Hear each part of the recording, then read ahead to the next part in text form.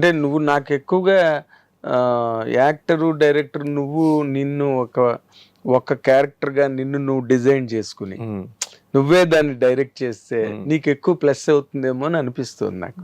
Yes, of course కదా! But అది అంత పెద్ద ఛాలెంజ్ కాదు కదండి, ఎందుకంటే I'm doing it my self. Challenge కాదు. ఇప్పుడు ఇంకొక వ్యక్తి వచ్చి మీకు క్యారెక్టర్ డెవలప్ చేశానండి, మీరు ఎప్పుడు యాక్షన్ రోల్స్ చేస్తున్నారు, ఈ సినిమాలో మీకు ఒక్క ఫైట్ కూడా లేదు, మొత్తం రొమాంటిక్ సినిమా అండి అని అంటే ఫస్ట్ నేను భయపడతాను చేయగలుగుతున్నా అని. But I would love that challenge. And romance నీకు సూట్ అవుతుందా? అలాంటి కాదు, అంటే అది టోటల్ ఆపోజిట్ కాబట్టి. అవును, నీ పర్సనాలిటీకి, లుక్కి.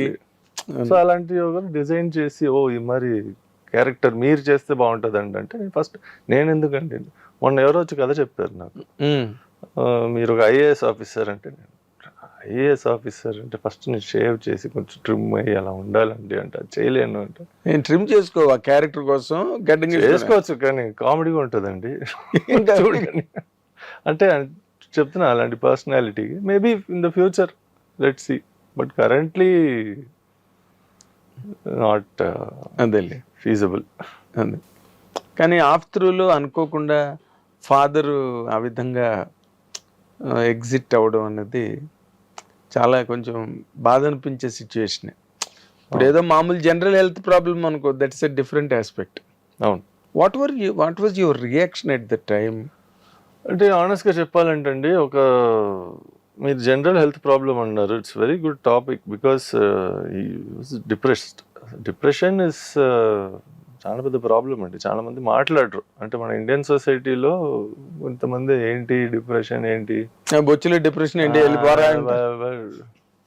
సినిమాకి వెళ్దాం, పిజ్జా తిందాం, అదొకటి దే ట్రై టు డిస్ట్రాక్ట్. కానీ ఇట్స్ నాట్ దట్ ఈజీ అండి.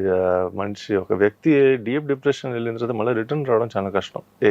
బి ఆయనకి ఏమంటే he was always very fit man, and he is diabetic for many years. So పోతూ హెల్త్ బికాస్ ఆఫ్ డయాబెటీస్, నీ got diabetes very young age, 28-29 ఇయర్స్లోనే వచ్చింది. కానీ ఆయన ఒక ఆల్మోస్ట్ 35 ఇయర్స్ మెయింటైన్ చేశారు బాడీ. కానీ ఒక ఏజ్కి రావడంగా బాడీ కొంచెం డిటీరియేట్ అవ్వడం డయాబెటీస్ వల్ల, దానివల్ల ఆయనకి ఇంకా ట్రిగర్ డిప్రెషన్ ఇంకా అవ్వడం. అంటే వర్క్ వైజ్ లాసెస్ గెయిన్స్ అన్నీ ఉంటాయి, అప్స్ అండ్ డౌన్స్ ఉంటాయి. కానీ హెల్త్కి ఆయనకు ఆల్మోస్ట్ ఒక పాయింట్కి వచ్చారు ఆయన, నేను ఎంత జిమ్కి వెళ్ళినా, నేను ఎంత ఎక్సర్సైజ్ చేసినా, నేను హెల్త్ అదేంటి అండ్ పర్సనాలిటీ కొంచెం స్లిమ్ అయిపోయి ఫీలింగ్ ష్రింక్ అయిపోయారు. దట్ హ్యాపెన్స్, మసిల్ డీజనరేషన్ ఇవన్నీ. సో అది ఆల్సో యాడెడ్ అన్నమాట ఆయనకి అది. సో ఒక పాయింట్కి ఆయన వెళ్ళి what is the point of living అన్నట్టు. అంటే మీరు మేము తోడున్నాం కాబట్టి చూస్తూ వచ్చామండి. సో మాకు it came to a point where almost it's like maybe today or tomorrow అన్నట్టుగా అనిపించిందా మీకు?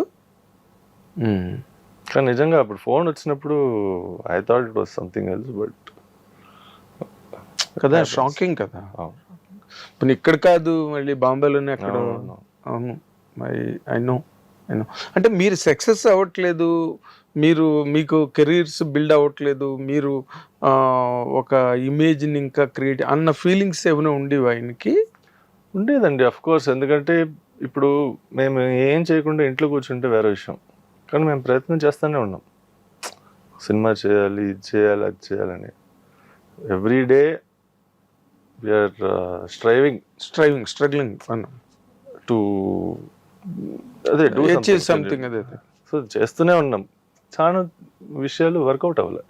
మీకు చెప్పినట్టు కొన్ని విషయాలు పాయింట్ వరకు వెళ్ళి ఆగిపోవడం, కొన్ని కన్ఫర్మ్ అయ్యి ఎస్ ఇది చేస్తున్నాము ఈ ప్రాజెక్టు అని చెప్పి ఆ ప్రాజెక్ట్ మళ్ళా అది కూడా చేంజ్ అయిపోవడం, డిలే. మెయిన్ ప్రాబ్లం ఏంటంటే డిలేస్ అండి, డిలేస్. ఇప్పుడు నాది కూడా ఇప్పుడు హరిహర వీరమల్లు ఇది 2 years 3 years బ్యాకే రిలీజ్ అవ్వాల్సి. అవును. సో నాది కూడా ఒక 3.5 years డిలే అయింది. So I'm also waiting for ఒక 3 years ముందు రిలీజ్ అయ్యి ఉంటే ఇప్పటికీ we would be having different conversation. Correct. So ఇలాంటి చాలా ఉన్నాయి. సో ఈ డిలేస్ ఇది ప్లస్ ఇప్పుడు ఐఎమ్ స్టిల్ యంగ్, అవును ఆయన ఏజ్కి అది కొంచెం, and plus lot of health factor, అవును మెంటల్ హెల్త్ ఫ్యాక్టర్ ఇవి, ప్లస్ ఈ హ్యాడ్ ఇష్యూస్ విత్ ఆయన చేసిన ప్రొడక్షన్స్ కొన్ని సినిమాలు పర్మిషన్ లేకుండా రీమేక్ చేసి దానికి ఆయన కోర్టుకి వెళ్ళి కేసు ఒకటి ఫైట్ చేసి, సో ఎక్కువ స్ట్రెస్ ఎక్కువ ఉండింది. సో ఆల్ దోస్ ఫ్యాక్టర్స్ అదే. కొన్నిసార్లు ఏమవుతుందంటే మేము అరే ఇన్నేళ్ళుగా మనతో ఇంతమంది తోడున్నారు, కానీ ఈ మరి పాయింట్కి వచ్చినప్పుడు ఒక పోరాడాలి మరి ఏదైనా సినిమా గురించి ఏదో కోర్టు కేసు లాగా అది అయినప్పుడు మాతో యూనో సపోర్ట్ సిస్టమ్ తగ్గిపోయడం, అలాంటి విషయాలు కొన్ని ఉంటాయి.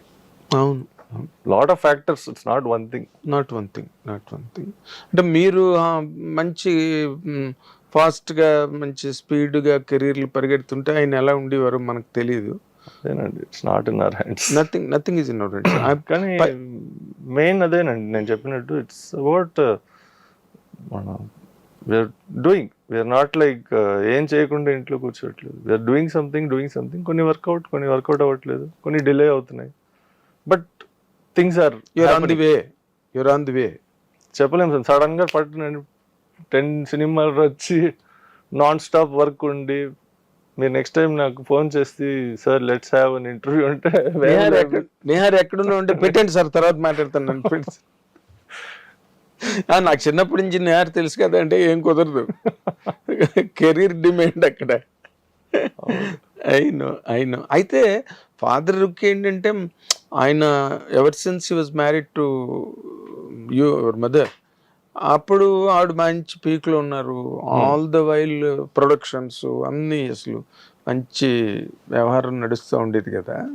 ఒకసారి అవన్నీ హాల్ట్కి వచ్చేసి ఎదురుగుండా రూట్ ఏముందో కూడా కనిపించలేదు. ఆ టైంలో పెర్హాప్స్ ఆ టైము ఈ కుడ్ నాట్ డైజెస్ట్. ఎగ్జాక్ట్లీ.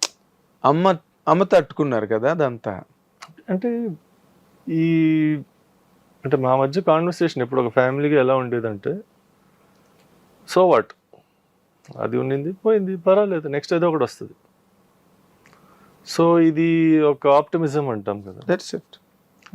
ఒక పాయింట్కి వెళ్ళిన తర్వాత నేను చెప్పినట్టు హెల్త్ డిటరియేషన్, స్ట్రెస్, ఇవన్నీ ఫ్యాక్టర్స్ కంబైన్ చేస్తే కొన్నిసార్లు ఆప్టిమిజం కనిపించదు, జీరో అయిపోతుంది ఆప్టిమిజం.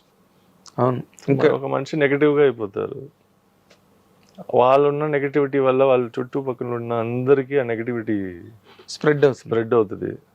వాళ్ళని అఫెక్ట్ చేయలేదన్నా కూడా వీళ్ళు ఎఫెక్ట్ అవుతారు. అయ్యో నా వల్ల వీళ్ళందరూ బాధపడుతున్నారు, నా వల్ల వీళ్ళ కష్టాలు, అంటే even though that's not true. So ఇలాంటి ఫ్యాక్టర్స్ చాలా ఉంటాయి.